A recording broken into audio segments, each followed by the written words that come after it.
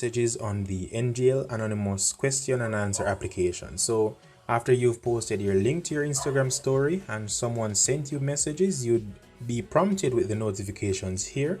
So let's access the application. Let's actually click on inbox.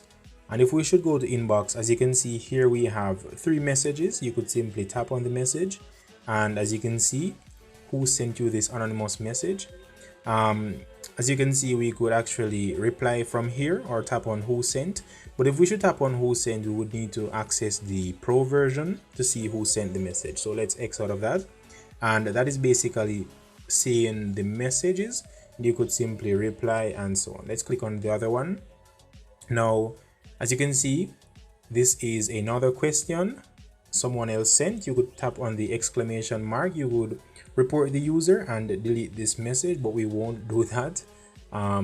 That is basically a quick heads up as to the messages or how to see your messages on the NGL application. It is a fun application to interact with persons anonymously. So thank you for watching. I hope this was helpful. Hacker 007 out.